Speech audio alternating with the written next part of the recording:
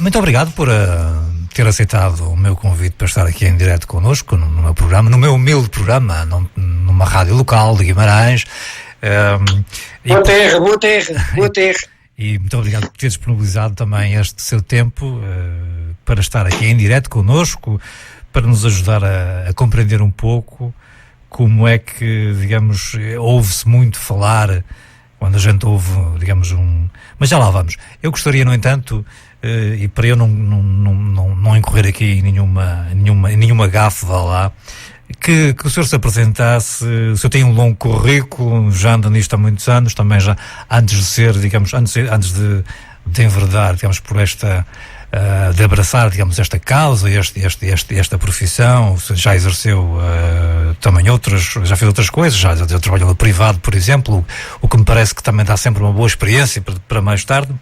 Mas o senhor não se importa de nos dizer, e ao meu auditório, quem é, o que é que tem feito, digamos, e porque é que também, digamos, decidiu abraçar esta causa das crianças, ao serem adotadas por casais que se separam, digamos, que são sempre situações muito complexas, muito complicadas. O microfone é seu.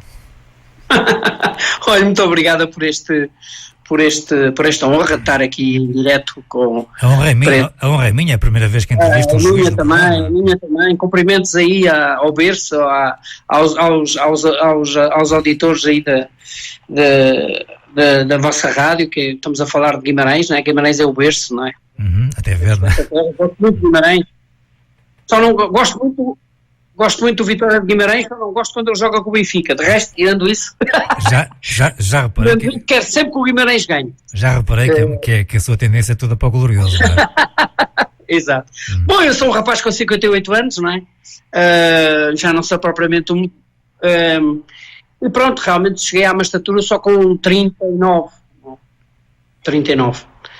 E até ali, de facto, tive 18 anos no privado, comecei a trabalhar aos 19 anos numa multinacional da farmacêutica, e trabalhei os últimos 10 anos nos recursos humanos. Pronto, tenho um historial de facto privado muito grande. Porque é que eu fui para a magistratura? Bom, eu acho que foi aos 11 anos que eu decidi que queria tirar direito e que queria ter uma carreira nesta área jurídica. Primeiro advogado, com 11 anos, e depois, mais tarde, só me licenciei. Eu licenciei-me primeiro em filosofia e depois em direito só com 37 anos. E a razão por que me licenciei em filosofia tinha a ver com os números clausos, aquela coisa. Fiquei ali umas décimas a entrar, não consegui. Nunca percebi bem porque é que fui tirar a filosofia, mas eu depois, quando vim para a magistratura, percebi. Porque, de facto, esta área é uma área que exige muito conhecimento multidisciplinar. De facto, não há nenhuma disciplinar que Doutor, eu vou interrompê-lo porque nós estamos a ouvi-lo com algumas falhas. O senhor está com a sua câmara ligada. Não se importa de a desligar, porque assim talvez a chamada ganhe qualidade. Ou não é possível? Pode. Não, é que eu estou a reparar que está com a câmara ligada. Se for possível, se for possível desligá-la, porque assim... Já desliguei. Porque assim, provavelmente... É que estava a ouvi-lo com algumas falhas e assim, se calhar, não vamos ter esse problema. Está melhor? Sim, está melhor. Pronto, estava eu a dizer que porque é que escolhi o direito, ou porque é que escolhi depois na magistratura a área das crianças, não sei, mas quando eu fui para o centro de judiciários percebi logo que essa era a minha vocação. E pronto, e comecei a carreira e passado poucos anos já estava a fazer família em exclusivo. Eu entrei em 1999 e na carreira em 2001, digamos, já como juiz, e portanto em 2005, logo em 2005, desde 2005 eu só estou a fazer família. Primeiro em Loures, depois em Sintra e agora em Mafra. Pronto, quer dizer, e é isto, não é? E a partir daí, pronto, é uma paixão muito grande para tentar ser, como eu costumo dizer, para tentar ser eficaz, com uma temática muito complicada e muito, muito, muito difícil de gerir com eficácia num sistema, digamos, normal de funcionamento da justiça, não é?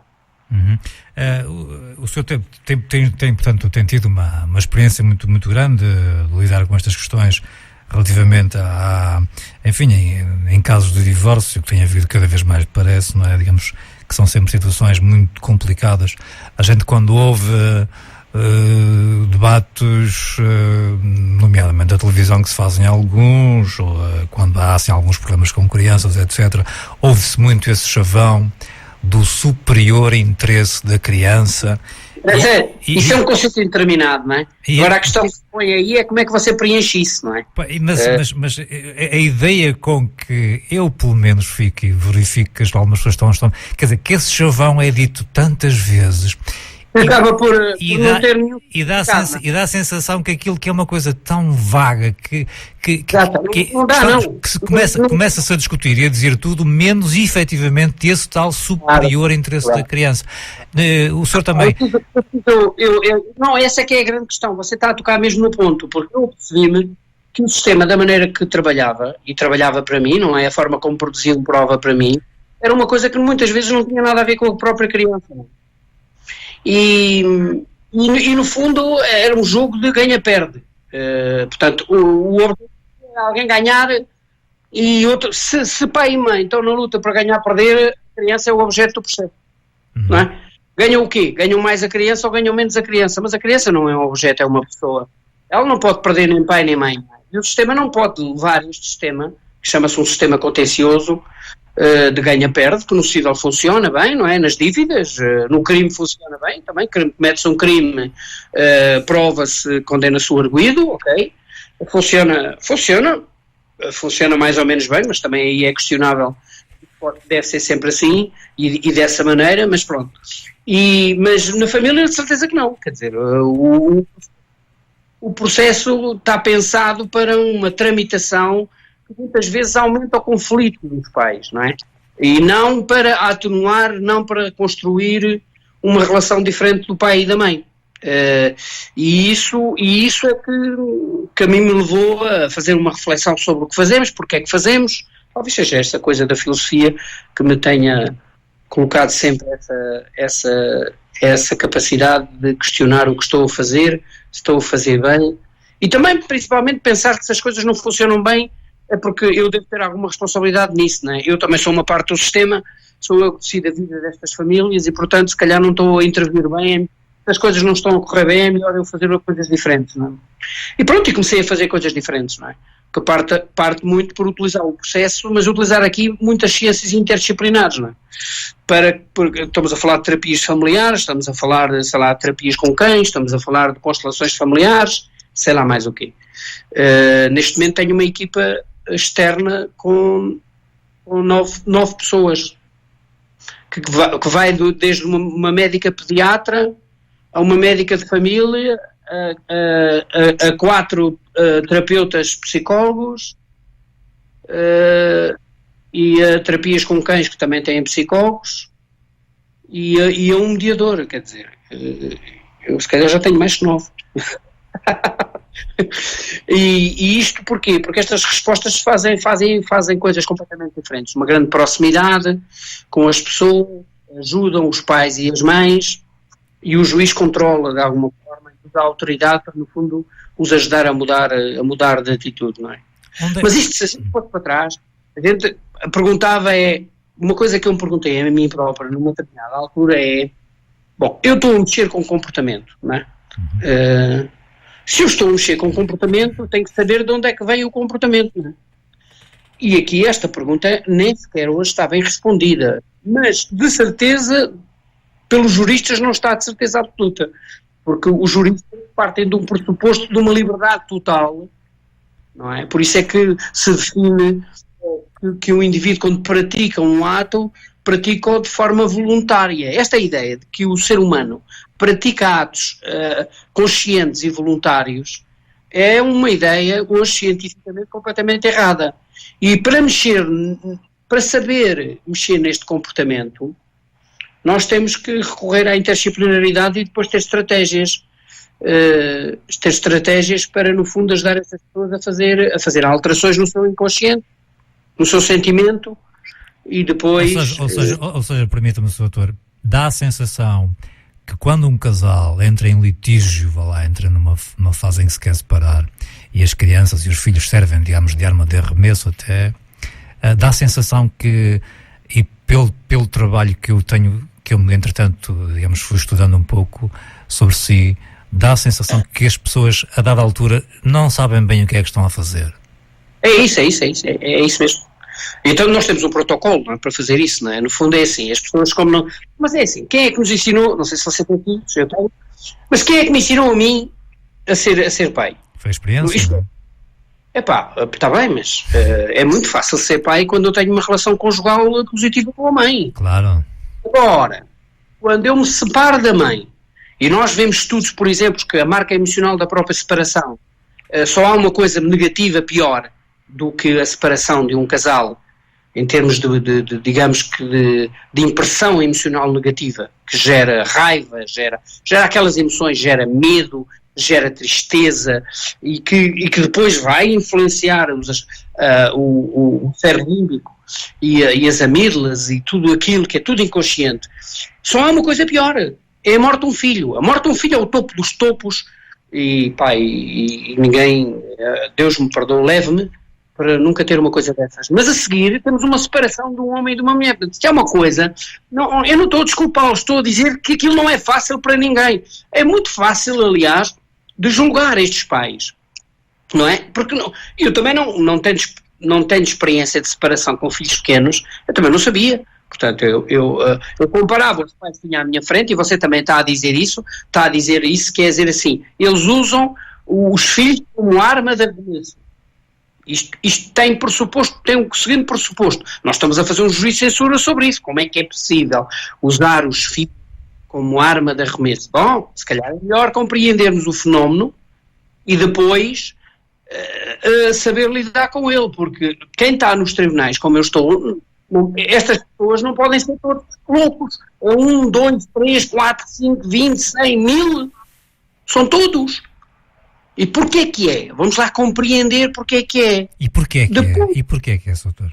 Por causa dessa situação emocional, não é? Estamos a falar da destruição de uma família, do medo de perder os filhos, de uma estrutura económica que muitas vezes fica presa e desequilibra, porque até às partilhas... E também de um certo orgulho ferido, uma vez que um dos dois terá sido traído, ou não, eventualmente. Por exemplo, cada caso é um caso, mas tem isso também. Quer dizer, mas todas estas situações... E há uma necessidade de vingança, a certa altura também.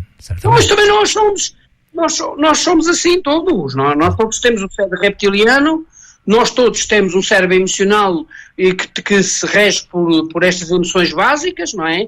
Que das emoções básicas só temos uma positiva, que é a alegria, o amor, etc. O resto é só negativa, medo, tristeza, raiva, nojo, e isso é a nossa estrutura de Homo sapiens. Não vale a pena estarmos aqui a achar que isso é censurável, não é possível, não é assim. Agora, como é que eu desativo essas emoções? Como é que eu ajudo essas pessoas a deixar de funcionar em cima dessas emoções? É que é o segredo, não é? E o sistema não está preparado para isso. Está apenas preparado para apreciar o que está a acontecer e julgar em função do que está a acontecer. Mas isto não serve às crianças. O que serve às crianças é ajudar aquele pai a deixar de ter raiva da mãe, não é? O que serve é eu ajudar aquela mãe a sair de uma situação de medo, de tristeza, de depressão, não é? Normalizando a vida dela, diminuindo o stress a ambos e colocá-los em patamar de eles próprios. Aqui entramos no superior interesse da criança, e o superior interesse da criança está bem definido na psicologia. É base segura. Porque a estrutura do desenvolvimento de uma criança parte a partir de uma base segura. Essa base segura é criada através da vinculação ao pai e à mãe. Ora, imagine, e o pai e a mãe, em função da sua estrutura emocional, vão transmitindo segurança ou insegurança aos filhos. E definem no mundo o que é válido e o que é inválido, onde é que está o perigo e onde é que está o bem e o mal, etc. Quando os pais estão zangados um com o outro, quando o sistema familiar paterno está zangado, porque depois lá atrás dos pais vêm os avós, vêm os tios, vêm tudo, não é? Por aí fora. Estão em guerra uns com os outros. A criança recebe que informação? Que a mãe é perigosa, no sentimento do pai, que o pai é perigoso, no sentimento da mãe. Os geradores de base segura estão a gerar insegurança aos vinculadores, anulando-se um ao outro. É uma coisa absolutamente...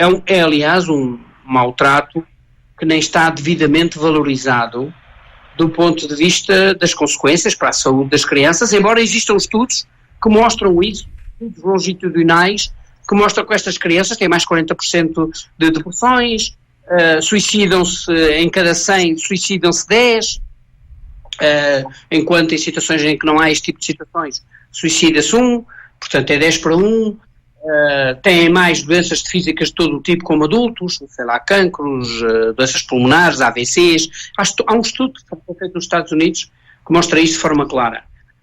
Só que não há uma relação de causalidade direta, não é? Mas ao longo do tempo, o stress que esta criança vive durante estes períodos da sua primeira, segunda infância e da adolescência e na juventude, depois vai, 10 anos, 15 anos, 20 anos mais tarde, gerar problemas de saúde psíquica e física, não é?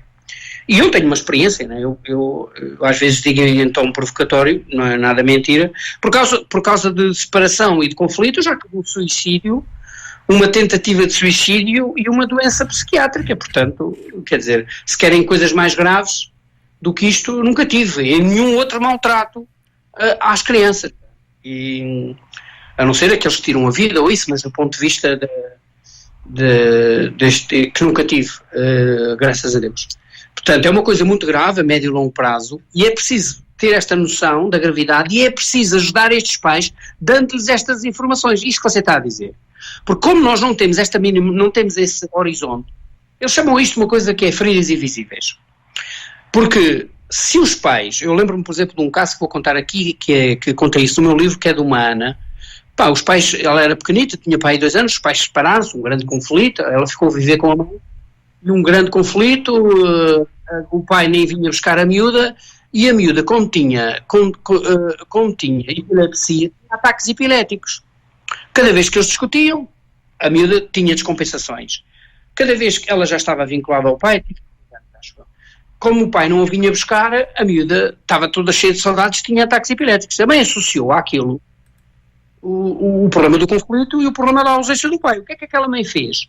Aquela mãe levou a criança ao pai, que ela pedia, nunca mais, acabou com o conflito e quando aquilo me apareceu, quando eu fui para Sintra, eles já eram literalmente amigos e esta miúda que tinha 11 anos era uma miúda, ainda com os problemas de epilepsia, mas controladíssimos, era uma miúda de 5 a todos, exceto a educação física que tinha 4. Mas tinha 5 a tudo. Porquê que esta miúda tinha um desenvolvimento emocional que só tanto perante eles é que a gente se pode aperceber? Porquê que isto é assim? Porque esta mãe tinha uma ferida visível. Associou o conflito e os efeitos na causalidade direta ao ataque epilético. É estranho dizer que esta miúda teve sorte, não é? Claro. Por ter epilepsia, porque se não tivesse epilepsia, como a maioria dos miúdos têm, as feridas são invisíveis, vêm-se 10 anos mais tarde, 20 anos mais tarde. E se calhar, eu pensei, bom, se eu me separasse com os conhecimentos que eu tinha sem vir para esta área, eu também estaria completamente enganado, porque eu não tinha a noção dos efeitos que estava a ter, que estava a gerar a médio e longo prazo no desenvolvimento de um filho por não validar a mãe, não é? Quer dizer, eu não pensei que isto afetasse tanto um filho. O que eu faço, por exemplo, no meu protocolo, é uma espécie de formação para pais. Começa as conferências de pais assim, 5 casais, 10 pessoas, é uma diligência pública em que eu dou uma conferência onde explico estes aspectos todos da parentalidade, da vinculação. Mas há pais que se estão a divorciar, doutor? Sim. Pais que vêm a regular as responsabilidades parentais, alguns vêm divorciar-se e regular as responsabilidades parentais. Outros são uniões de facto, não é? Pais que tenham crianças pequenas. E os seus juntos e resolvem então fazer essa digamos assim, uma palestra, enfim. Sim, uma palestra, uma ação de formação. Ok. Em que eles não falam nada da vida deles, portanto eles estão ali apenas a assistir, usam PowerPoint, vídeos, através da videoconferência do tribunal, do painel de videoconferência, que é bastante grande na sala de audiências e fazemos isso. O resultado é absolutamente inacreditável. Porquê? Porque estes pais passam a ver muito mais longe do que viam. E, portanto, se eu quero alterar o sentimento, eu sei que estas pessoas gostam dos filhos, estamos a falar da regra geral, todos gostamos dos filhos, pois há exceções. Mas as exceções confirmam a regra. As pessoas são todas, gostam dos filhos, não têm a noção do que estão a fazer. Então, e se eu os ensinarem? Uma vez, eu escrevi agora num artigo, uma miúda de 15 anos, os pais estavam em conflito há 10 anos, 12 anos, e eu perguntei-lhe, achas que eu consigo mudar a relação dos teus pais? Não, eu sou assim, eu sempre me lembro deles serem assim, custa-me muito, mas olha, já estou habituada. Depois estes miúdos acabam por se habituar, como se isso fosse possível. Claro. E eu fiz aquele trabalho, depois aquele trabalho é feito em conjunto e depois tratamos do assunto deles em privado, no gabinete, não é? Com os advogados, com toda a gente, não é? Mas aí já em privado, com a vida deles. Estes pais foram fazer um trabalho da assessoria técnica especializada. Quando chegaram à assessoria técnica especializada, que foi feita por técnicos da Segurança Social, a técnica disse, nossa, eles já eram amigos. Marquei a conferência, foi até agora para junho deste ano, e a miúda disse-me, não sei o que é que tu fizeste aos meus pais, mas eles são mais amigos que nunca. Conseguiste? Porquê? Porque eu ensinei aqueles pais, não é? E depois há outra coisa, quando... Eu creio que perdemos o contacto. Alô, está-me a ouvir, doutor? Bom, vou ter que... Vou lançar também, aproveito para lançar o bloco de publicidades. Vamos ver se retomamos o contacto com o juiz Joaquim Manuel Silva. Perdi o seu contacto, estávamos então a falar dessas videoconferências, dessas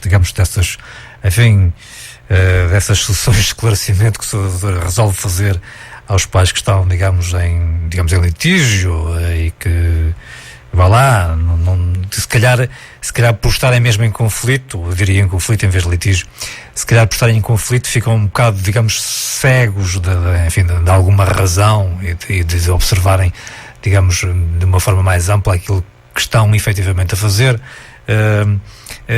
Estávamos, portanto, precisamente a falar disso, não sei se quer continuar. Eu estava a dizer... Esse trabalho que é feito lá em conjunto faz essa diferença, não é? Porque, sabe, isto também há aqui uma questão que perder a razão, não é? A estrutura do ser humano, do Homo sapiens, não é racional. Se fosse racional era fácil, porque se o nosso comportamento dependesse da razão era fácil. Eu estava mais magro, estou a dizer, Joaquim corre mais, Joaquim come menos, olha, não funciona. Era fácil, era. A estrutura, o António Damasio, não sei se conhece, um neurologista conhecidíssimo no mundo, não é? Ouço falar, sim. Conhece? Sim, ouço falar. Ele escreveu vários livros, o primeiro é o RDK. Eu nunca li nada, mas ouvi falar, certamente. Pronto, e ele revela, quer dizer, os conhecimentos que temos hoje neurológicos mostram que o ser humano é mamífero, não é? É um mamífero superior, mas a razão é uma mera máquina de resolver problemas. E o que define o comportamento são questões emocionais, que, claro, têm enquadramentos racionais e modos de ver o mundo, mas o modelo cartesiano, não é, de Descartes, não é um modelo errado, e pronto, e isto leva-nos também ao modelo jurídico, que é um modelo racional, e, portanto, não funciona bem aqui. Nós estamos a lidar com emoções, estamos a lidar com muito sofrimento. Mais do que julgar estes pais, é preciso ajudá-los. Na minha experiência nisso, nós em off já tínhamos falado sobre isso, eu estou a fazer este trabalho e a contabilizar, e estamos a falar desde 2009, em Sintra até 2016, fim de 2016, eu fiz 2 julgamentos, apenas, em sala. Quer dizer que todos os outros processos acabaram por acordo. Mas não é um acordo qualquer. É um acordo que implicou mudança de comportamento dos pais. A maioria deles muito significativa, outros nem tanto. Como é lógico, sempre há isso. Mas, e em Sintra, e em Mafra, fiz um julgamento agora recentemente apenas. E estou lá há 3 anos. Portanto... Mas, doutor, permita-me. não foi assim que o senhor digamos, encontrou o sistema de julgar este tipo de casos.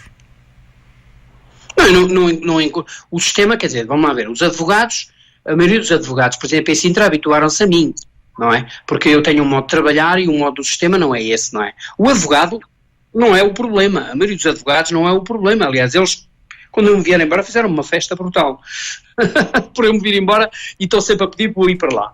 Mas, porque os advogados estão preparados para um sistema ganha-perde, não é? Eu quero ganhar a ação do meu cliente. E o próprio sistema em si está preparado para esse tal ganha-perde que me refere. Digamos que o que o senhor está a fazer, digamos, é uma revolução um pouco por dentro do sistema. Chama isso justiça restaurativa, que é ganha-ganha, não é? Implica que durante o processo é usado para que as pessoas façam, digamos, que um caminho, digamos que de superação,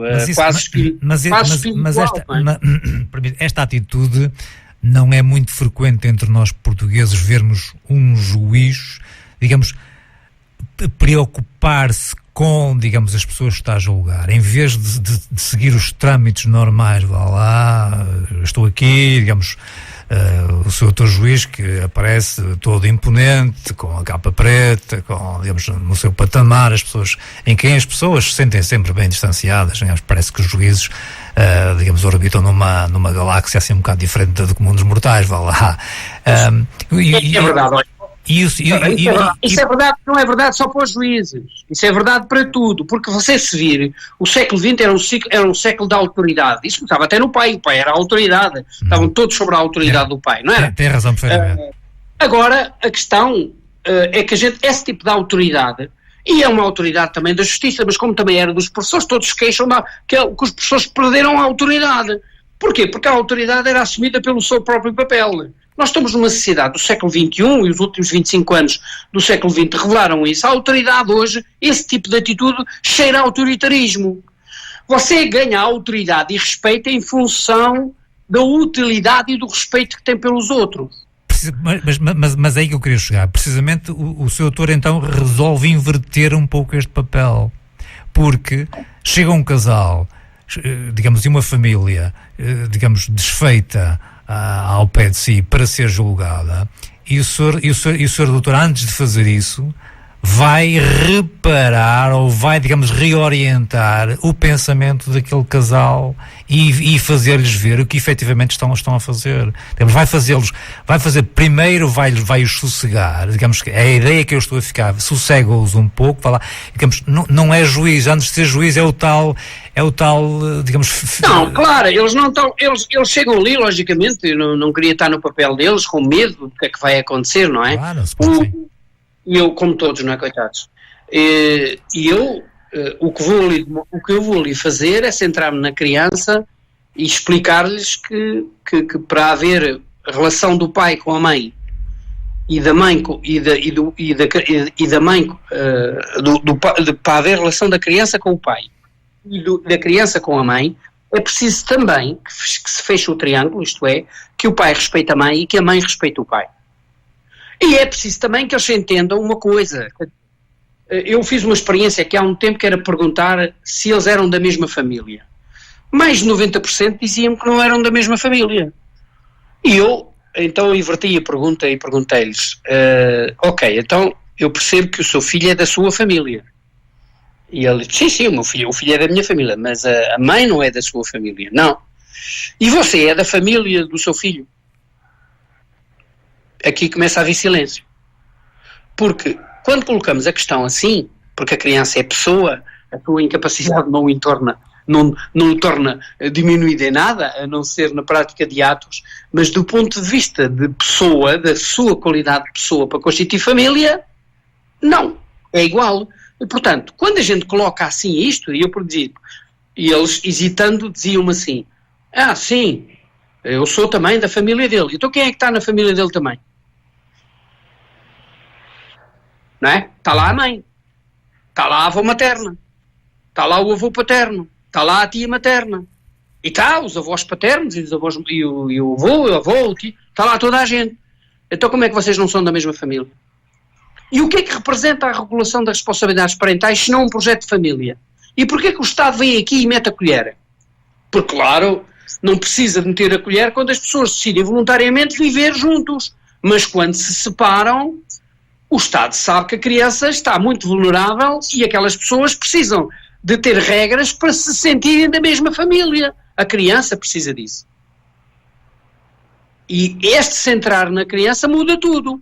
Porque legalmente, isto não é uma invenção, legalmente eles são da mesma família. Eles estão até ao fim da vida deles. Às vezes em tom provocatório, para além de... Nem é provocatório. Há indivíduos que só têm um filho e dizem, vocês estão a dizer isto, mas vocês daqui por uns tempos verão, não é? Quando ele casar, vocês vão ao casamento dele, vocês vão passar a secundários, no fim vão os dois viver juntos, não é? Na casa dele. Não é? As pessoas não percebem que depois de ter um filho estão juntos até ao fim da vida e que devem fazer esse percurso calmamente, porque senão destrói o mais importante da vida deles, que é os filhos, não é? E este centrar na criança, isso um pouco você disse há pouco, o superinteresse da criança é uma fórmula vazia. Diz tantas vezes que não diz nada. Pois não, porque a gente não considera que a criança é o centro da coisa. É só conversa. Porque na hora da verdade admite-se o conflito. E não se trabalha o conflito. Não é? Muito bem. E não é com sentenças que nós lá vamos, não é? Soutor, eu vou fazer aqui a segunda pausa, um minutinho mais ou menos, já regressamos à conversa. Então, obrigado. Soutor, entretanto, digamos, este seu projeto de uma abordagem, digamos, diferente, que terá contribuído certamente, essa formação anterior, digamos, ao direito em si, em filosofia, etc., digamos que acha que terá sido estas vivências que teve também de outras ocupações profissionais, e acha que foi tudo isto que, digamos, quando entrou para a magistratura propriamente dita, o influenciou a ver, digamos, o problema de um outro ângulo, ou se tivesse, digamos, enverdado logo, digamos, mais cedo, teria sido mais se calhar, que teria ficado um pouco, permita-me a expressão, digamos, formatado, formatado um pouco ao sistema, vá lá. Não, quer dizer, claro, eu trabalhei nessa empresa e fiz produção, onde me licenciei, e depois fiz vendas, fiz organização e métodos 2 anos, essa parte foi muito interessante, que era analisar procedimentos burocráticos e verificar se eles tinham ou não alguma utilidade. Depois, quando eu vim para a magistratura, isso nota-se muito, porque, quer dizer, esta minha capacidade de fazer e ter resultados realmente incríveis, até em termos quantitativos, para além dos qualitativos, não tenho dúvidas que são bons, sem falsas modestas, mas os quantitativos também são, não é? Em comarcas como Sintra, em que eu baixo pendências com entradas na roda dos 800 processos, mas baixo pendências de 1.300 e tal para 300 e tal processos nestes anos todos, 2009, 2016, para 300 processos mais ou menos, é uma brutalidade, porque para eu baixar de 1.400 para 300 tenho que dar 800 entradas das entradas do ano e ir baixando essa pendência até chegar a 300. Não é uma coisa, acima de 800 é que começa a baixar alguma coisa, porque senão temos mais entradas do que temos saídas, está a ver? Portanto, e isso aí é engraçado que o administrador do tribunal, uma vez contou-me que ele fez um estudo que foi assim, ele fez um estudo para ver, contabilizar o número de sentenças que cada um juiz dava e quantos atos é que cada juiz gerava na sua secção, não é?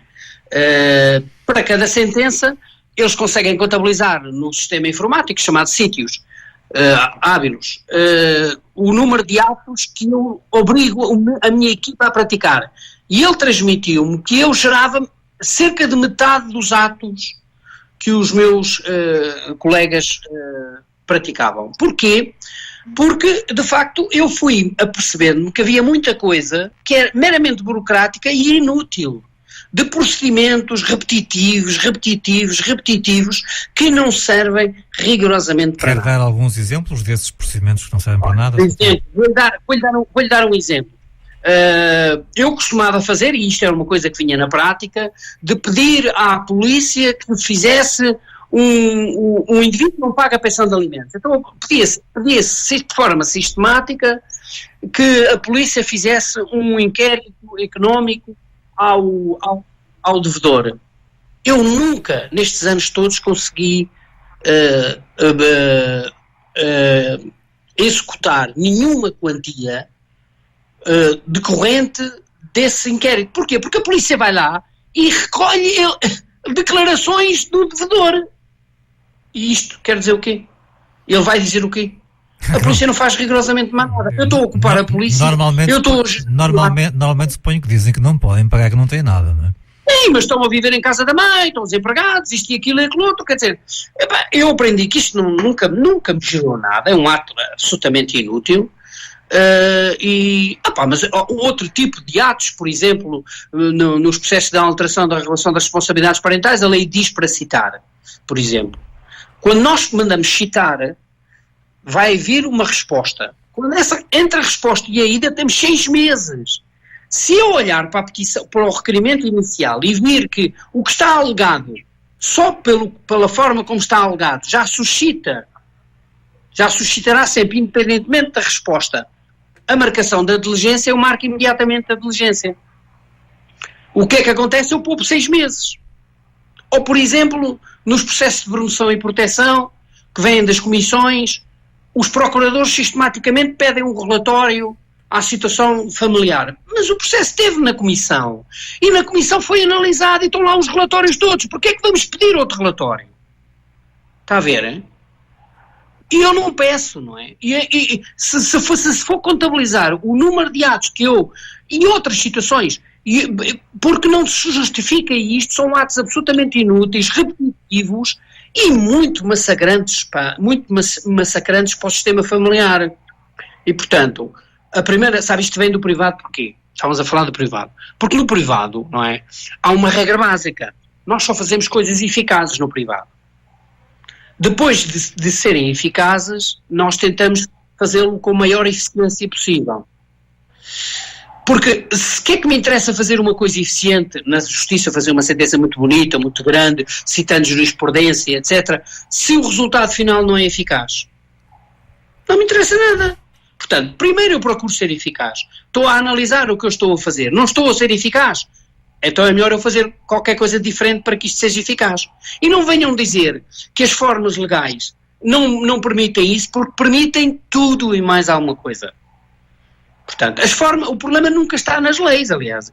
Este meu procedimento atual é um procedimento que está previsto na lei desde 2015. Eu já fazia isto no que era o chamado OTM, era a Organização Tutelar Comum, que havia uma parte que não estava revogada, houve uma parte primeira que foi revogada em 2000 e permaneceu até 2015, a segunda, que era a parte do processo tutelar cível.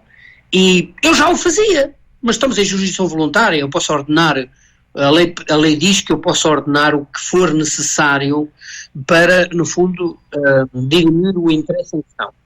E, portanto, mas agora até diz especificamente na lei que esta fase que eu agora tenho um procedimento singular, mesmo assim não está lá previsto desta maneira, porque eu o adapto, porque é eficaz, mas a lei agora até o diz. E, portanto, dilo porque também o legislador apercebeu-se que esta situação de muito mais do que vulgar é melhor mediar, não é? É melhor mediar. Agora, a questão é como é que eu vou mediar com eficácia, não é? Essa é que é. E repare, eu depois tive os últimos anos, depois de estar esses anos na organização, mas tive os últimos anos nos recursos humanos, onde fui formador durante muito tempo, fiz recrutamento, enfim, por aí fora. E claro que essa experiência gerou-me, fiz muita negociação, fiz muitos cursos do ponto de vista profissional, sei lá, gestão de conflitos, outras coisas, não é? Claro, tudo isso dá a sensação de que de formadores, dá a sensação, se eu permita-me, dá a sensação que todo o funcionário público deveria trabalhar uns tempos no privado antes de ir para o público, é isso, para ser mais eficaz? Não, eu acho é que eu não estou a dizer isso, eu estou a dizer há muitas pessoas que estão no privado e também não fazem evolução nenhuma, não é? Tem razão. E eu acho que eu acho que nós, muito mais do que julgar que os outros estão mal e eu estou bem, às vezes o que me custa mais a mim, não me custa, eu percebo as dificuldades do sistema, porque é que nós não olhamos para isto com tranquilidade e refletimos todos sobre isto, não é? Eu já trabalhei de outra maneira, não é? Às vezes devolvo isso, não é? Já trabalhei e vi o que era. Agora eu trabalho é incomparável, já nem há conversa, porque as pessoas que trabalham comigo, claro que depois sempre há uma ou outra caso que a situação não corre tão bem, mas estamos a falar de entradas de 900 processos ano passado, 900, quer dizer, em Mafra é pequenino, Mafra tem 240 processos, dizia-me um desembargador aí numa oportunidade, estive aí com ele aí numa situação, numa conferência, diz, o colega tem 240 processos, pois tem, e que entradas é que eu tenho? 900, não é? Quase 900, quantas baixas é que eu dei? 900 e quase 1000. Então, se eu dou tantas baixas e tenho tão poucos processos sem sentença, 240, 70% deles com menos de um ano, quer dizer, os processos os processos são pequeninos, porque aquilo é trabalhado de forma multidisciplinar e portanto o meu trabalho acaba por ser diluído por uma equipa brutal, que é barata ainda por cima, sabe? É barato. Porquê? Porque não tem estrutura, porque essas pessoas são pagas dentro do próprio processo, não é? Eu gastei até agora cerca de 25 mil euros. Dos 25 mil euros, estamos a falar de 3 anos, dos 25 mil euros que eu paguei com estes técnicos externos, eles são pagos nas custas, como peritos, assessores, dos 25 mil euros, metade foram pagas pelas custas, isto é, as pessoas têm dinheiro para pagar, pagam esse serviço ao Estado, não é? Portanto, eu gastei cerca de 12 mil euros. Só para você ter uma ideia, quanto é que custa uma estrutura da Segurança Social, que eu estou a substituí-la claramente, por isso é que eu tenho tão poucos técnicos e eles não têm nenhum atraso, os estão a trabalhar comigo, mas também os próprios CAFAPs, que são os centros de apoio à família, não sei o que foram criados, os valores, o valor mais baixo que eu encontrei de CAFAPs custam 5 mil e tal euros por mês, pagos pelos impostos dos portugueses, não é? Portanto, e o problema não está nos CAFAPs, os CAFAPs podem funcionar e funcionarão bem se funcionarem no meu sistema. Como os meus técnicos da Segurança Social funcionam bem comigo, já não funcionam tão bem, já não funcionavam comigo tão bem anteriormente. Porquê? Porque o modelo é outro, não é? O problema nunca está nos sistemas que se criam, está no sistema geral e da forma como a pessoa que está a liderar isto gera os meios, não é? Todos nós, meu amigo, dizemos tenho poucos meios. Mas será que estamos a gerir bem os meios? Doutor, eu vou ter que... Tenho 1 minuto e pouco para fechar esta hora. Não sei se posso contar consigo dando mais alguns dados da segunda parte do programa. Se quiser, mais um bocadinho para terminarmos, então. Ok. Então até já, boa noite. Até já, obrigado. Estávamos, entretanto, a falar um pouco sobre... Eu gostaria, aliás, que o senhor falasse um pouco sobre esse seu livro. O meu livro é engraçado, sabe? O meu livro é assim, porque assim é uma história muito engraçada. Nós, juízes, temos pouco tempo para escrever livros, não é? Porque realmente o trabalho é muito... É engraçado que agora tenho mais tempo para pensar. Isso também, eu convido os meus colegas a adotarem esta metodologia, porque é fascinante do ponto de vista do crescimento como juiz e também é fascinante do ponto de vista do crescimento do conhecimento e do tempo que eu tenho para, no fundo, fazer esse trabalho. E quando estava preso nos procedimentos meramente burocráticos, completamente afundado. Mas o meu livro é giro porquê? Porque eu comecei a fazer o mestrado e depois parei em 2006. E bem, já pensei, já não vou acabar isto, acabei a parte escolar e tal, já não vou acabar isto. Mas depois os advogados começaram a ver do meu trabalho, o doutor escreva lá qualquer coisa sobre isto, porque você diz aqui umas coisas muito interessantes, mas depois não há nada escrito sobre isto. Pronto.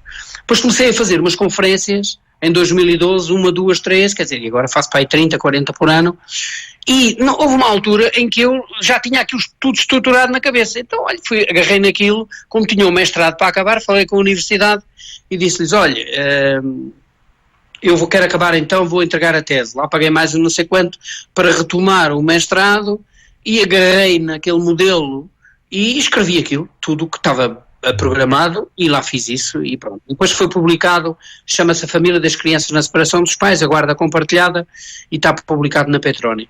Neste momento está esgotado, vamos fazer agora uma segunda edição, mas o livro aborda... Doutor, nós entretanto já podemos voltar à questão do livro, é que eu tenho aqui uma chamada de um ouvinte. Estou, boa noite.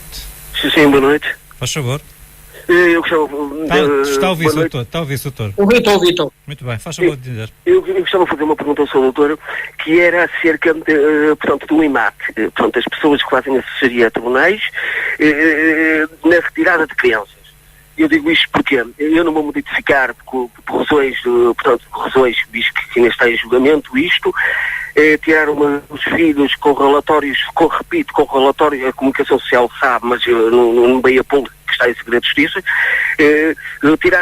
tiraram com relatórios falsos, tiraram os filhos, inventaram tudo e mais alguma coisa acerca de mim, que é para atrasar o dito processo, e quer dizer, o que me adianta agora a mim, isto corre meses e meses, e portanto, eu não tenho visto os meus filhos já há alguns meses, e com relatórios falsos, não pondo em causa o Sr. Dr. Juiz, pelo amor de Deus, mas de alguns Sr. Dr. Juiz vir ao terreno e ver que realmente o que consta no processo que não é aquilo o que algumas técnicas fazem parecer em tribunal acerca dos processos. E é motivos que depois é preciso arrastar, é preciso provas, isto e aquilo, e no meu caso não, no meu caso eu já arrastei as provas, tenho provas de tudo e mais alguma coisa.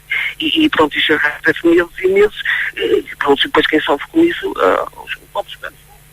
Doutor, não sei se percebeu-se que é que o Galvão... Eu posso responder, eu vou responder da seguinte forma. Primeiro, lamento o sofrimento do senhor, não é? Sendo pai de criança, não queria estar na pele dele. Segundo, nós juízes não podemos comentar casos que estão pendentes. Não é? Mas sobre essa questão, eu posso falar sobre a minha experiência, sobre o que é relatórios da Segurança Social e os problemas que isso traz, não é? Porque quando eu mudei este sistema, que é um sistema que precisamente não tem relatórios, não é? Os técnicos vêm, o grande problema dos técnicos da Segurança Social é que têm demasiados relatórios para fazer. Esse é o grande problema. Depois, como têm muitos relatórios para fazer, e quem é que lhes dá os relatórios? O sistema, não é? Os procuradores, os juízes, etc. Não é? E porque o sistema estava montado assim, desde 2015, na área tutelar, acabaram com os relatórios. Mas mesmo assim continua a haver resistências. O que acontece? Quer dizer, estas análises, que eu sentia isso nos relatórios, lamento, não tem a ver com os técnicos. Os meus técnicos da EMAT, de Mafra, neste momento, trabalham de uma forma completamente diferente. Os relatórios são feitos sem uma análise profunda do sistema familiar. E porque não têm tempo para o fazer, eles passam dias e dias e dias e dias a fazer relatórios e não têm tempo, não é? E portanto, forçosamente, muitas vezes os relatórios não refletem verdadeiramente a realidade, e depois costuma-se dizer que os juízes dizem que existem determinados factos que não existem e vamos para o inferno um dia. E nós, num termo muito engraçado, costumamos dizer que os juízes vão para o inferno, mas vão às cavalitas das testemunhas.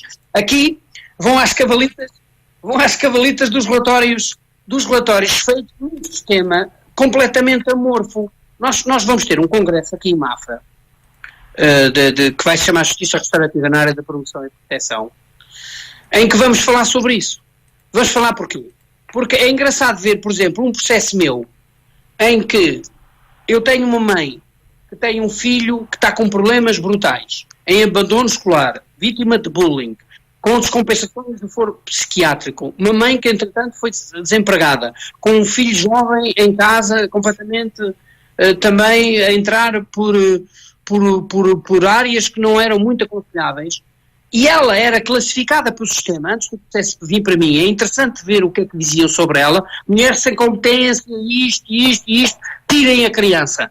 Eu fiz uma intervenção junto da família desta mulher. O que é que aconteceu? Esta mulher, o miúdo, em fevereiro de 2018, quando o processo entrou para mim, o miúdo voltou à escola, foram feitos um conjunto de coisas para que o miúdo voltasse à escola e que não houve problemas. Foi dado alguns subsídios à mãe próprios do processo que são possíveis de dar para que ela não tivesse tantos problemas económicos. esta mulher, neste momento, está empregada. O miúdo, este ano, o ano passado ainda passou, o que é brutal. A última nota que ele teve a matemática, o ano passado, foi 93%, acho eu. É uma coisa inacreditável. Este ano não faltou um único dia, este ano 2018, 2019, e não teve nota nenhuma abaixo de 4. Teve tudo 5 e 4. E esta também, neste momento, está empregada. A casa, que é uma casa camarária, está pintada por dentro, arranjada. Agora vamos lá ver.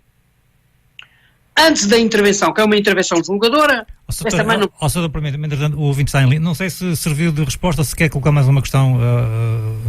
Sim, o seu doutor, portanto, dou razão, o seu doutor, claro. Não, eu sou do Norte, não vou dizer de que zona, portanto, por esses motivos, mas eu posso dizer porque consta do processo que diziam que meus filhos que não iam às consultas hospitalar, e é mentira que foi esses ditos hospitais buscar relatórios depois da primeira audiência de julgamento, em que diz, portanto, os filhos estiveram lá até o dia tal, até o dia anterior do julgamento. Não sei se me está a ouvir. Não sei se me está a ouvir. Eu não posso comentar o seu caso, né? Nem sei se a decisão até pode estar bem tomada, eu não faço ideia, eu não posso fazer esse julgamento. Eu estou a dizer que, no meu caso, eu de facto verifiquei com a evolução do meu trabalho que eu praticamente não institucionalizo crianças atualmente e não decreto uma adoção há 3 anos. Portanto, isso acontece porque o trabalho é feito de outra forma. Há uma relação muito direta com a família, mas primeiro num grande investimento a ajudá-la. E, portanto, a experiência que eu tenho não tem nada a ver com a sua, nem posso falar sobre o seu caso. Eu posso dizer que, no meu caso, eu antigamente acartava muitas adoções e institucionalizava muitas crianças. E, atualmente, há cerca de 6, 7 anos, essa situação foi decrescendo e em Mafra decresceu de forma total, porque a minha equipa é realmente muito mais eficaz e mais abrangente. Bom, então boa noite, ouvinte. Sim, boa noite. Tá, muito obrigado pela chamada. Peço desculpa, mas os juízes não podem falar sobre casos. Mas a questão do ouvinte, a mim suscita-me isso do ponto de vista pessoal, porque nós vamos ao Congresso falar sobre isso no dia 30 e 31 de outubro, aqui em Mafra, onde vamos trazer esses casos, os técnicos que estão a acompanhar os casos, nós vamos fazer o percurso com os casos, algumas mães e alguns pais vão lá falar sobre isso, não é? O tipo de intervenção, porque o que é interessante já agora, se me permite, é isto. Eu, quando escrevi o livro, foi em 2016, eu abordei o tutelar cível. Quando eu fechei esse patamar, portanto, era o conflito, eu tinha que o resolver. O conflito para mim, atualmente já não é problema, eu tenho um protocolo que é eficaz, mas faltava a promoção e proteção. E aqui estava tudo mal também, porque na promoção e proteção, que deve ser o caso desse senhor, o trabalho também é um trabalho muito distante e pouco com as famílias. E buscando aqui um bocado o modelo das comissões, eu fiz uma saída para a comunidade. Portanto, eu tenho contactos diretos com quem? Com o vereador da área social de Mafra. Quando é preciso alguma coisa, é direto, é telefone ou por e-mail, eu peço, com os presidentes das juntas se for necessárias, com os diretores das escolas, com os psicólogos das escolas, com as instituições que estão instaladas em Mafra. Nós dizemos, temos poucos meios para ajudar. Não, o nosso país está cheio de instituições. E que tal as pessoas saírem do seu gabinete e trabalharem em conjunto e ajudarem as famílias como primeira solução e nunca julgá-las e retirar e etc. Agora, vou-lhe dizer, antigamente, eu com o modelo que tinha, meramente através de relatórios das EMATs, eu retirava muita criança, muito mais do que retiro hoje. Hoje não retiro, não preciso. Estou trabalhando. Temos aqui uma outra chamada. Boa noite. Boa noite, António. Olá, António, está bom? Estou ótimo. Está a ouvir, doutor? Estou a ouvir, estou. Faz favor, António. Está a ouvir, doutor. Muito boa noite, então. Boa noite. Boa noite, tudo bem? E antes de mais nada, quero lhe dizer ao seu doutor, desculpe, mas eu estou à vontade, porque não estou na sua presença, se estivesse na sua presença, estaria mais nervoso. Tudo bem. Eu nunca passei por um tribunal, não sei que há um juiz na minha frente, nem quero, acredito. Nem quero. Não é que me meta medo, porque é um homem como eu, não é? Mas pronto. Claro. Exatamente. O que eu queria dizer ao seu doutor era o seguinte: eu estou a acompanhar o programa e, como é hábito, o António da Rádio já sabe, eu gosto de participar neste programa. Estou atento ao programa como em todos os outros. Vou virar de esquerda e escada. É o seguinte: eu levo-me a pensar que estes malefícios dos divórcios que passam hoje aqui assim, no nosso país, falemos do nosso país, porque cada um resolve os seus problemas, estamos a falar em Portugal. Estes malefícios dos divórcios, das separações dos casais, eu penso, na minha maneira de ver, não tenho cultura, mas tenho uma cabeça que pensa um bocadinho. Eu acho que isto acontece verdadeiramente porquê? Porque a lei permite que os divórcios aconteçam. Vamos ao seguinte. Porque é que os divórcios normalmente só acontecem após haverem filhos? Na maioria. Nunca acontecem enquanto o casal está só. Pois acontece que, pronto, nasce um filho, nascem 2 filhos, desentendem-se, um porque eles entram trabalhar e não está presente ao lado da esposa, a esposa porque tem uma profissão que hoje é muito normal que aconteça fora da localidade da habitação, porque o marido está só, não é suficiente para tomar conta dos filhos, tudo mais vão acontecendo hoje, uma semana, um mês, tudo mais tarde, há ruptura no casal. Mas há ruptura porquê? Por falta de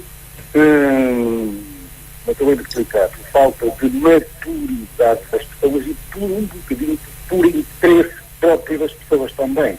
Porque a partir daí, assim, os filhos foram separados para o segundo plano e está o poder económico da separação e os bens, o poder monetário em primeiro de tudo. Isto dói a quem ver, mas a minha maneira de ver é assim. Há o poder económico, o poder monetário, principalmente por parte da mulher, para usufruir os bens do marido. Foi ao quem ver, amigo, é assim. E depois acontece o seguinte. Quando você falou assim, o Sr. Doutor falou isso, e muito bem, que depois possivelmente poderá haver uma reconciliação. Porquê essa reconciliação? Depois o malefício já está feito. Ora, se vai entender futuramente, porque é que não tiveram maturidade de que isso não tivesse acontecido? Depois de o poder económico, depois de partilhas, depois dela receber o que é dele ou dele receber o que é dela, vão se reconciliar novamente. Pois, senhor, como é que o senhor se chama? Desculpe. António. Senhor António, é engraçado que este trabalho é feito também nos divórcios. Sim. Portanto, porquê? Porque quando há divórcio com criança, no próprio divórcio pode-se e deve-se regular a responsabilidade, se por acordo tem que se regular as responsabilidades parentais. Este trabalho é muitas vezes feito, estas terapias com o casal e estas mediações é feita no decurso do próprio divórcio. Quando eu tenho crianças, faço sempre este trabalho. Utilizo sempre o protocolo. E vou-lhe dizer, nestes anos, últimos anos, não são muito, já são alguns casais que se reconciliam depois das terapias. Exatamente. Agora vou dizer.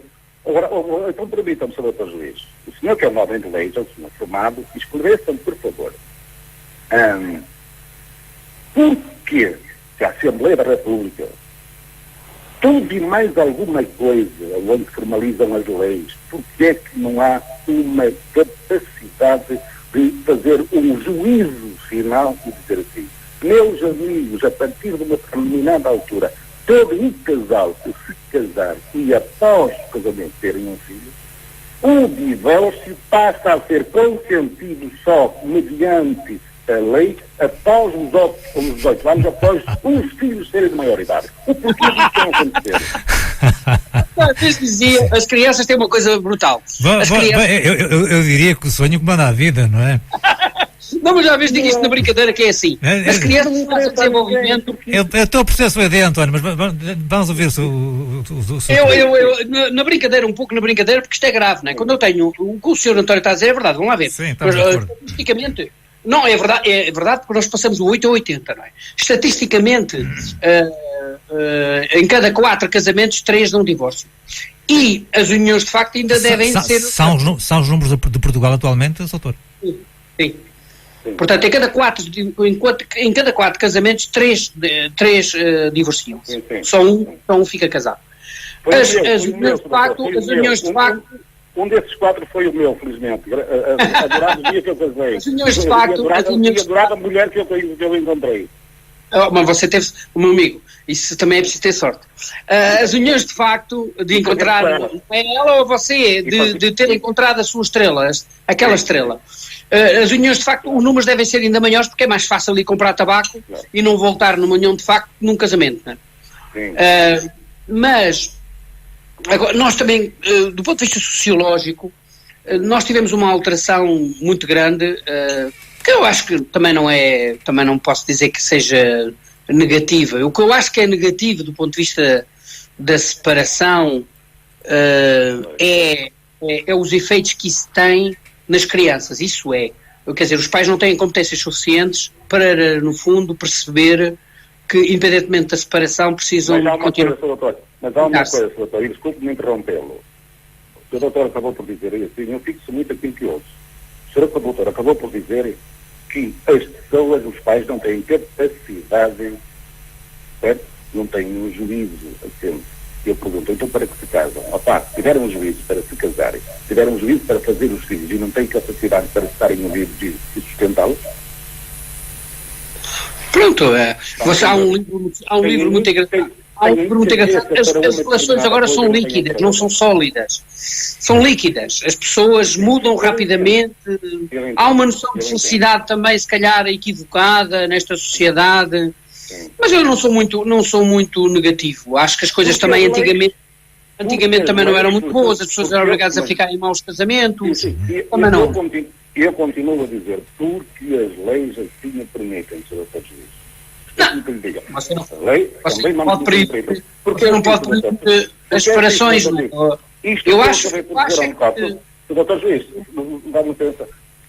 Aquilo que eu acabei de dizer há um bocado, se a lei permitisse só os divórcios após os 18 anos, os fazerem os 18 anos, vocês também tinham menos que fazer. Pois é, mas sabe que eu estava a ouvir e depois não contei. Mas deixa-me contar esta. As crianças, lá está o interesse da lei. Dá emprego também, não é? António, então está por aí também. Ó, Sr. António, é engraçado, as pessoas não reparam, mas o Homo sapiens, não é? Nós... Eu sei. Os Antónios que estão aí, eu estudo um bocadinho. Demoramos 21 anos a chegar a adultos. 21, 25. É verdade que os filhos agora...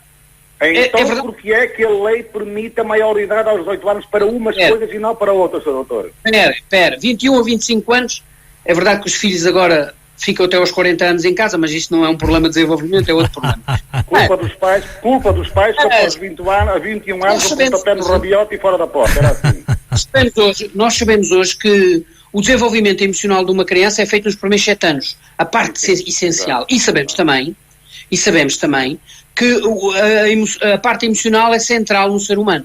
Não me interessa nada ter um miúdo que tem muita inteligência e não tem a inteligência emocional. E também sabemos que a inteligência emocional,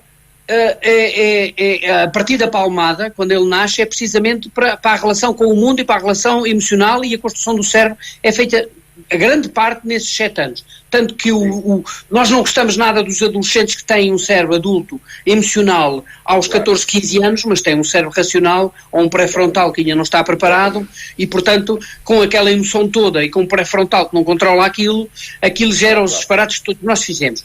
Mas o que é engraçado é que crianças que estão em instituições ou crianças que vivem conflitos por força da separação nos primeiros 7 anos são as mais prejudicadas para sempre. Porquê? Porque esses stresses vividos nesse período inibem o desenvolvimento do cérebro emocional, o cérebro emocional de uma criança tem 23% do que ele terá. Para chegar a 100% por volta dos 21 anos, ele precisa de ambiente, base segura, ele precisa de poucos stresses. Se ele tem stresses nos primeiros 7 anos, ele será prejudicado de forma para a vida toda. E eu costumo dizer, como está a dizer, mas até aos 7, deveria ser proibido os pais estarem zangados e separados até aos 7 anos. Está-me a dar um bocadinho de razão à questão que eu pus. Para finalizar então, António. Para finalizar, eu queria dizer ao Sr. Doutor, eu sei que estou a ocupar um bocadinho de tempo da antena, porque haverá mais ouvintes, mas eu tinha outra questão muito breve para colocar ao Sr. Doutor Juiz. Faz favor.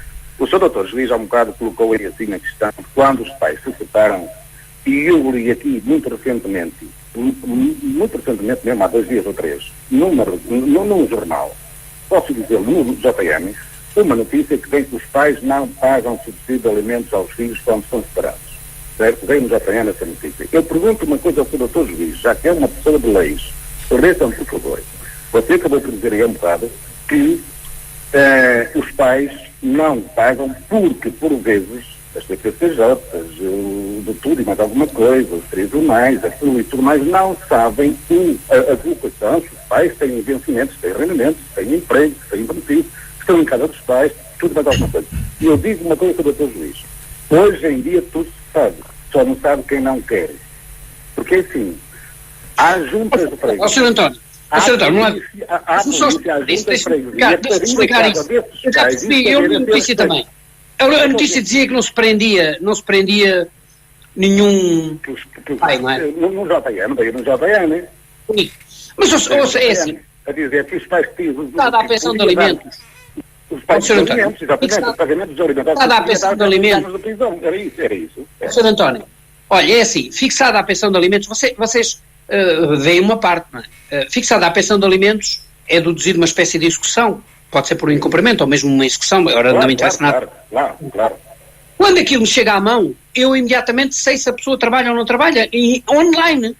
Exatamente, isso trabalha, porque hoje há processos para saber se o pai funciona ou não. Se trabalha, já está adjudicado a pensão, logo. Pois. Exatamente, pronto. A maioria dos casos agora, se os pais estão desempregados, não têm dinheiro, onde não há, não há possibilidade de executar, não é? Sim, o que é que eu posso fazer? Mas se a pessoa não trabalha, estão desempregados, normalmente têm um subsídio por desemprego, certo? Mas isso também é penhorável. Aqui até a pensão de alimentos é penhorável até 209 euros, enquanto no sistema normal das execuções era precisamente isso que eu ia dizer. O ordenado mínimo não se pode penhorar. Nas pensões de alimentos só há uma parte do rendimento, cerca de 209 euros é que não se pode penhorar. Eu sei disso. Portanto, mas também abaixo disso o Tribunal Constitucional diz que com alguma razão estamos a falar da dignidade do indivíduo que tem que se alimentar também. Portanto, é Parlamento. Depois a criança, se a mãe ou o pai tiver a criança, normalmente mais a mãe, mas se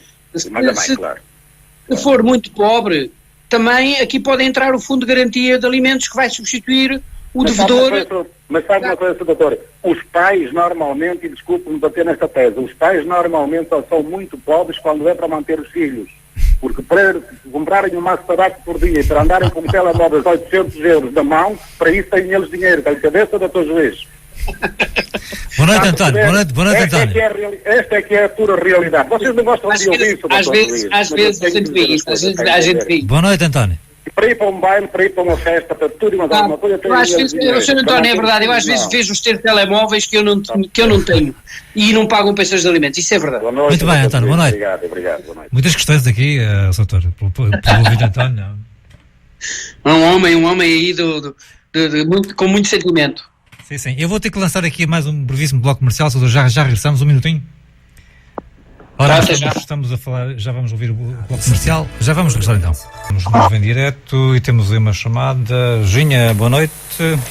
Olá, boa noite, António, e uma boa noite ao Sr. Dr. Juiz. Boa noite. Boa noite. Diga. Eu tenho uma pergunta, eu tenho várias. Mas uma pergunta para fazer, estive muito atenta a ouvir tudo e ouvir agora o Sr. António Maia da Póvoa, o interveniente anterior, e fez aí pôs várias questões e que devia ser proibido e isto e aquilo, não é? Em falar-se dos pais se divorciarem, de que as crianças não são desenvolvidas. Eu tenho um caso na família em que o pai não está com a mãe, não é? Por motivos que teve que ser. E a minha neta é uma miúda com muita... pronto, até já disse a minha neta porque é da minha família, não tem problemas em dizer. A boca para a verdade. Sim, é a minha neta. Sim. Não tem problemas em dizer que é uma menina completamente... Os pais não vivem juntos, é isso, Ginha? Não vivem juntos. Não, o pai da Matilde não vive com a minha filha Cláudia, a minha filha é casada com outro homem. Com o meu genro, que ainda bem. E ainda bem que o pai da Matilde não vive no seio familiar. Também há vice-versa, não é? Também há o contrário de que mulheres que têm problemas, pronto.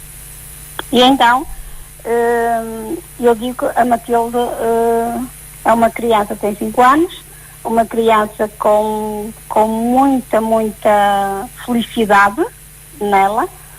O pai nunca foi proibido por nada, e aliás tivemos que recorrer a leis para deixar a menina ir para a Suíça, neste caso porque emigrou, e tivemos muitos problemas em tribunais para isso. O pai não acordava, não é?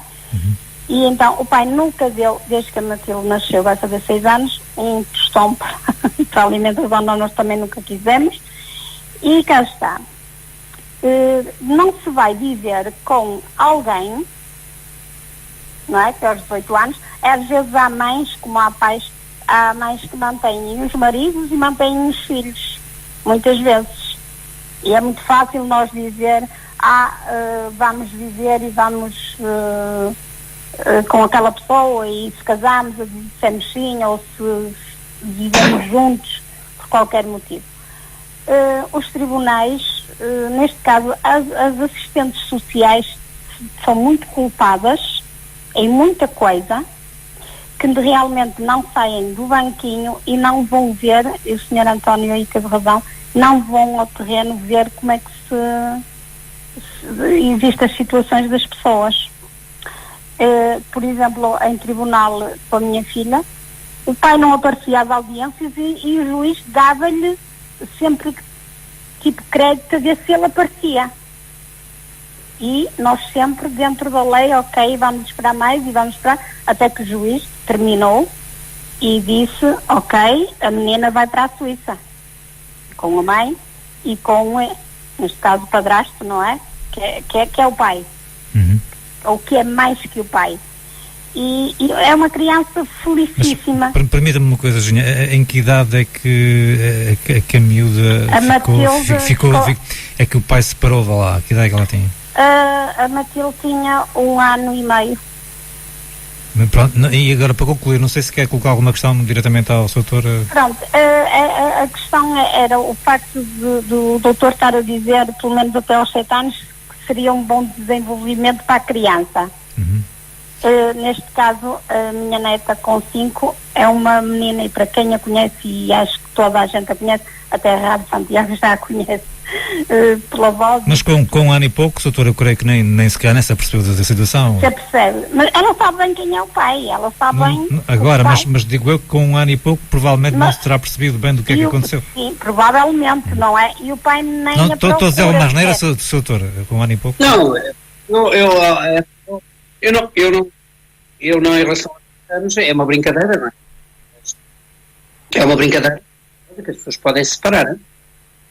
Agora, a verdade é que durante stresses complicados está comprovado que gera problemas de desenvolvimento. E Deus queira, a avó, que você, quando lhe aparecer a adolescência, essa miúda não tenha problema nenhum, e pode não ter. Não. E pode não ter, você não sabe. A vantagem está há muitos anos. Neste caso, Sr. Doutor, o pai não procura... Espera, mas eu já vou falar sobre essas questões. Já lhe vou dizer uma coisa aqui sobre isso. Nós não sabemos porque, eu falei há pouco, na primeira parte do programa, que muitos são feridas invisíveis. Para já, eu só quero alertar para os pontos de vista dos conhecimentos que temos, é que, em termos genéticos, e as genes aqui são tudo, porque os genes não são só códigos, são comportamentos também, ela tem um pai dentro dela. Ela tem o pai, nunca terá o padrasto dentro dela. Do ponto de vista afetivo será um pai. do ponto de vista dos genes e do comportamento que ele terá, nunca terá. Tem lá 23 genes do pai, 23 genes da mãe, 23 genes do espermatozoide e 23 genes do óvulo, em cada um dos 100 trilhões ou 10 trilhões de células dela. Reproduzido com o comportamento do pai e o comportamento dela. Há estudo a revelarem que uma criança que é órfã de pai vivo ou de mãe viva, o que ela sente no cérebro dela, isto é, uma criança de 5 anos começa a perceber-se que há pai, que há mãe, sabe quem é o pai e o pai não o procura, o que ela assume é que ela é que não é suficientemente bonita, não é suficientemente atrativa para que o pai ou a mãe a procure. E que isso tem um efeito, chama-se um síndrome de rejeição, que é mais grave nos rapazes em relação ao pai e é mais grave nas raparigas em relação à mãe, porque o pai é o pai, o modelo do rapaz é o pai, o modelo da rapariga é a mãe. Portanto, aqui a sua neta, em termos teóricos, estou a falar teoricamente, não mas estou-lhe a dizer o que os estudos dizem, não é? O que os processos. Mas, portanto, quer dizer, é uma situação difícil, ainda bem que ela gosta muito do padrasto, tudo isso, mas não deixa de não ser um problema esse pai não se interessar pela sua neta, porque ela vai sentir e vai sentindo que não é suficientemente bonita, suficientemente atrativa para o pai se interessar por ela, e isso desenvolve nela, ou tenderá a desenvolver, ou é perigoso, nessas feridas invisíveis, uma perda da sua própria autoestima. Isto é em termos gerais, mas todas as crianças sofrem com isto, cada circunstância do sistema familiar gera compensações aqui e acolá, portanto, e cada criança é diferente, nem todas as crianças, há umas que desenvolvem capacidade de resiliência para ultrapassar e ultrapassam, embora levem aí problemas para a vida, porque depois a relação com os homens fica mais complicada, outros fenómenos. Portanto, não é uma situação fácil. A sua neta, as visitas do pai não é um direito do pai, é um direito da sua neta a ter pai. E, portanto, o meu colega fez bem em tentar até o limite, é o que eu faço. E muito bem, parabéns a esse meu colega, como a maioria dos meus colegas, lógico, interessados. E nós não estamos... A miúda a ter pai e a ter mãe. Evidente.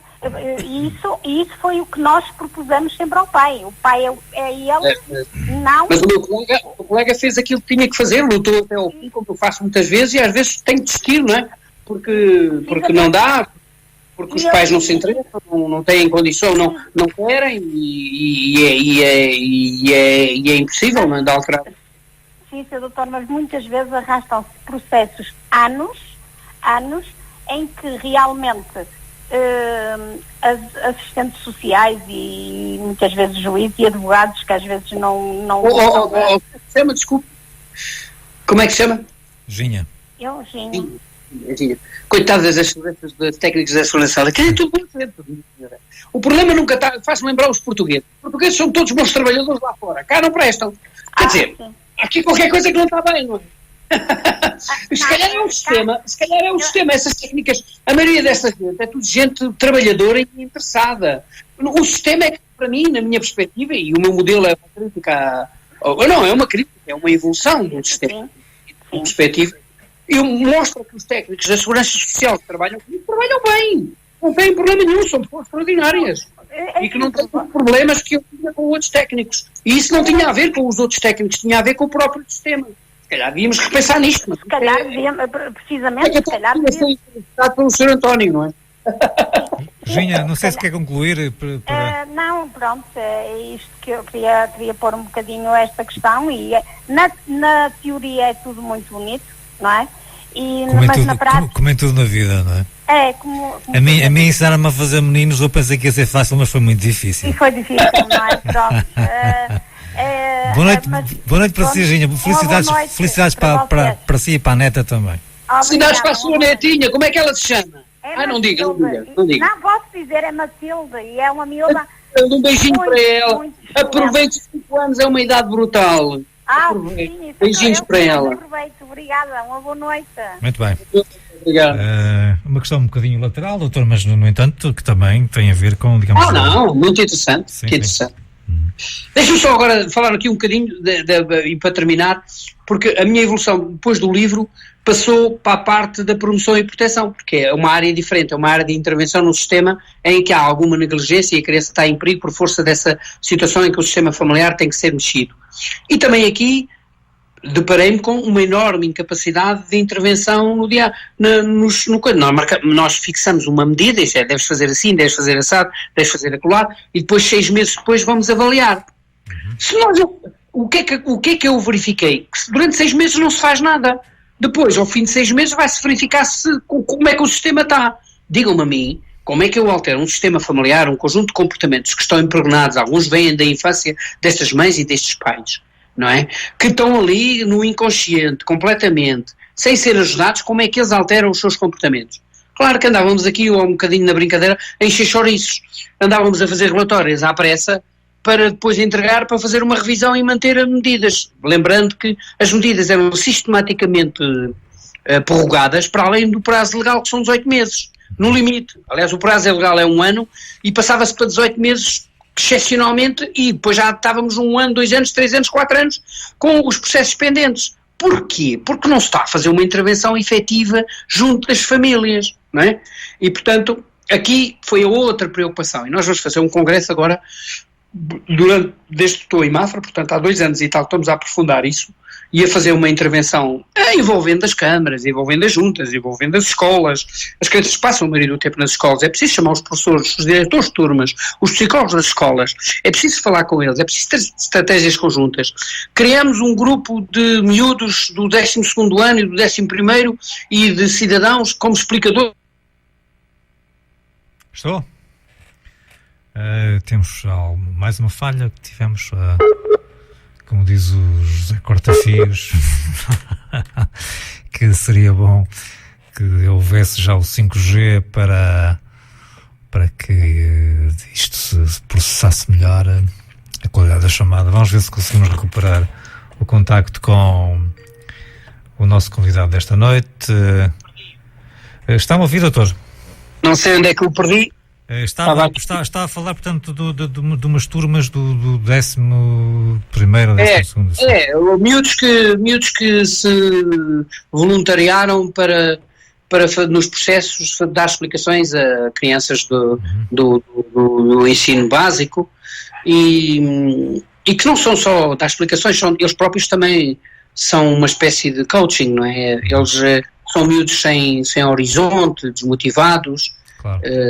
E no Congresso vamos levar esses miúdos que estão a fazer, esses jovens que estão a fazer esse trabalho. Esse Congresso será, portanto, aí em Mafra? Em Mafra, 30 e 31 de outubro. Esperemos encher com 750 pessoas. Recordemos somente, então, tem aqui uma outra chamada, mas antes disso, recordemos para os ouvintes que possam não ter ouvido aí com atenção, porque houve algumas falhas. Portanto, gostaria que falasse no seu livro, onde é que as pessoas podem encontrá-lo. Eu sei que parece-me estar esgotado neste momento, mas... Está esgotado na Petroni, não? A Almedina distribui, a FNAC também, a UC, que é uma livraria online, também tem, a própria Petroni online também tem. Como é que se chama o livro, doutor? Chama-se A Família das Crianças na Separação dos Pais. A guarda compartilhada. Muito bem. Tem aqui mais uma chamada. Estou, boa noite. Olá, boa noite. Faz favor. Olha, eu gostava só de fazer uma pergunta ao Sr. Dr. Juiz. Ora, diga. Se ele tivesse um filho nas mesmas circunstâncias, o que é que faria? Doutor? Filho separado? Ah, sim?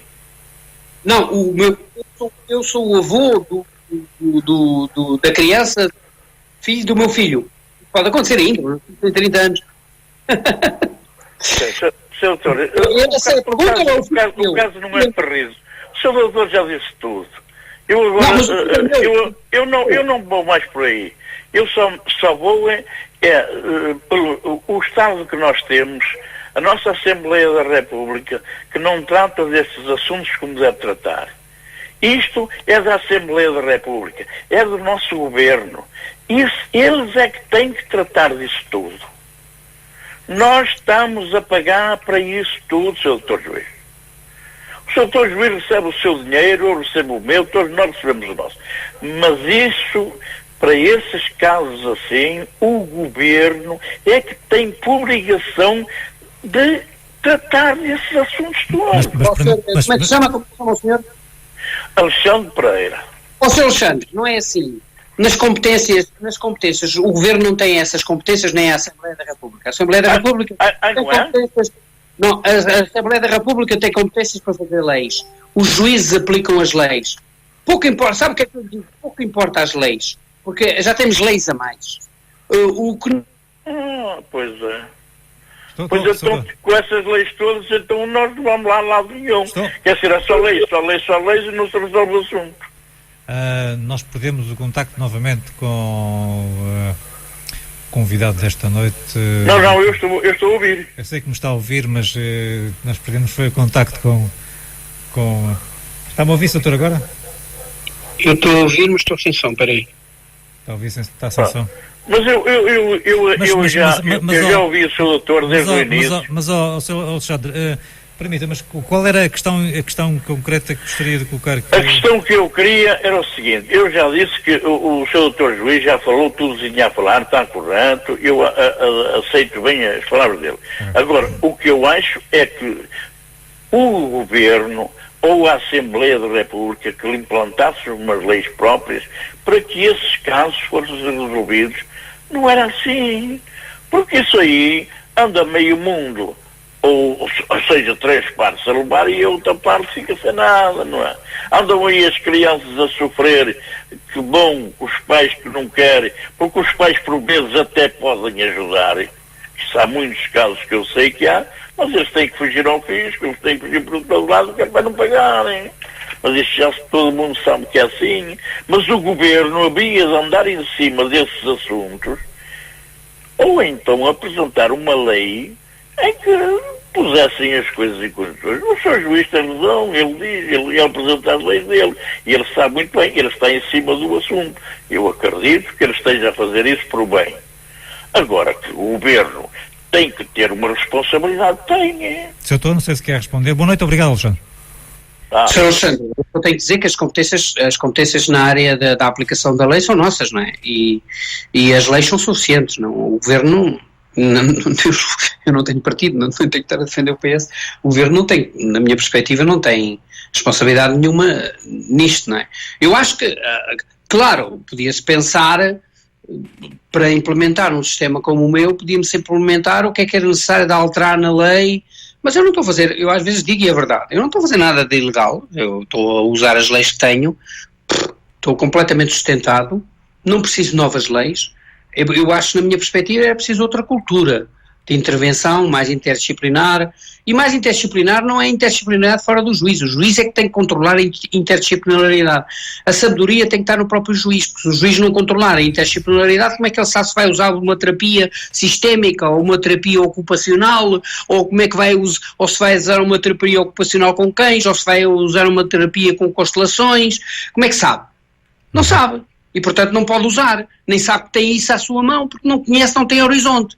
Na minha perspectiva, os juízes deviam ter mais formação interdisciplinar, e isso eu consegui através da minha formação inicial, mas depois, por formação própria, eu próprio interessei por isso, fiz essa investigação e continuo a fazer, que eu estou a fazer um doutoramento sobre esta área, que vai envolver esta interdisciplinaridade, mas não é aquilo que eu às vezes falo com os meus colegas, eles dizem, eu uso isso, mando isso para o psicólogo. Não é, mas qual psicólogo? Quer dizer, o que é que o psicólogo resolve? Eu, quando tenho um caso, tenho que ter horizonte para saber como é que... Isto é, eu tenho que saber o que eu vou fazer. Eu não tenho que dominar totalmente a técnica em si, eu não tenho que ser um terapeuta, mas eu tenho que saber que uma terapia sistémica familiar é melhor para aqui do que uma terapia cognitiva, ou que uma terapia com cães pode resolver um problema porque há ali uma fobia e depois há uma gestão ali das emoções que isso é ultrapassado. Quer dizer, este conhecimento, vejam a complexidade do que é a magistratura, na minha perspectiva, devia ter, tanto o Ministério Público como o juiz. Este conhecimento brutal, é um conhecimento muito grande e muito profundo, e eu próprio continuo a crescer em relação a isso, que me dê esta capacidade de escolher, não é? E já vimos que não há problema nenhum, que eu tenho é que saber escolher, porque eu posso ir ao mercado buscar quem eu quiser nomeando, e que sai muito barato ao Estado e é eficaz. Agora, o juiz e o procurador, na minha perspectiva, deviam ter esta formação mais aprofundada, embora os centros judiciários dêem alguma formação, e eu sou o filho dessa formação, e muitas das coisas trouxe lá, aprofundei-as, mas na minha perspectiva a formação devia ser bem mais profunda do que é atualmente. Soutor, nós estamos quase a chegar ao final do programa, estamos com cerca de 5 minutos, assim a jeito de conclusão, e para os jovens casais, jovens ou não necessariamente jovens, mas que estejam dentro, todos os casais passam por altos e baixos, aliás, se não houvesse os altos não haveria baixos. O que é que o Sr. Doutor gostaria, para quem nos está a escutar e possa estar a passar por um mau momento e a pensar nesse passo de, digamos, do divórcio com crianças, muito complicado, o que é que gostaria de lhes dizer, e assim a jeito de concluirmos a nossa conversa desta noite? O que eu gostaria de lhes dizer é que as crianças estão muito vulneráveis à relação dos pais. A relação de duas pessoas é determinada, entre o pai e a mãe, é determinada 90% por cada um de nós.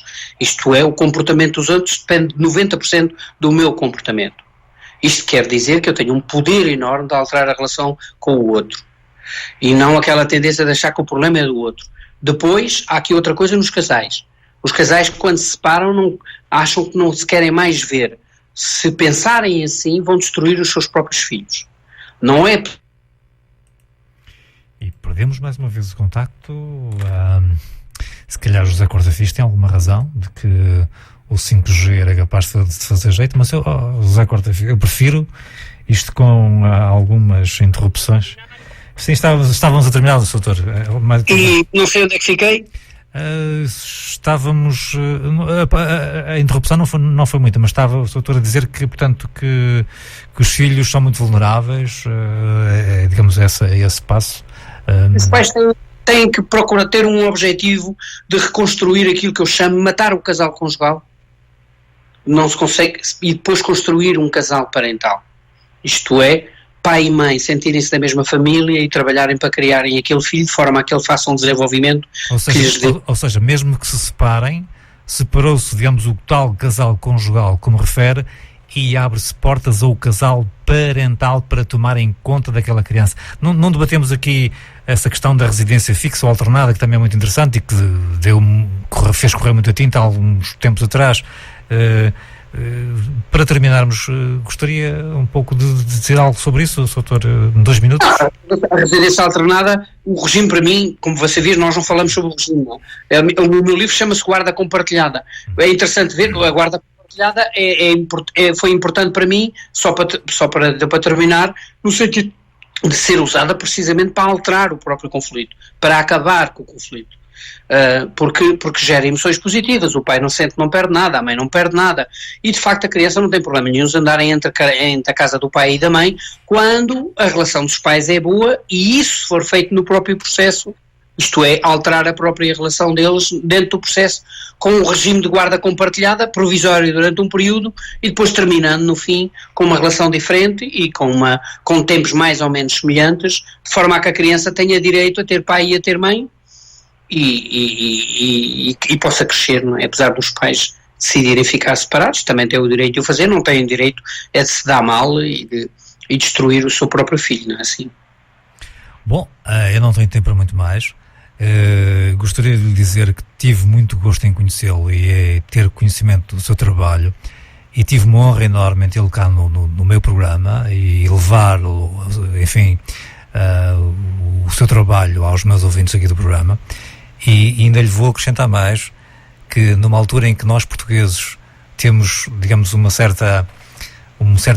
estamos um bocado desacreditados no nosso país, ver pessoas como o seu doutor, digamos, revolucionar, se quiser, um pouco o sistema por dentro, faz-nos, digamos, acreditar que há gente boa e honesta e com vontade de trabalhar, e que nos faz acreditar em Portugal.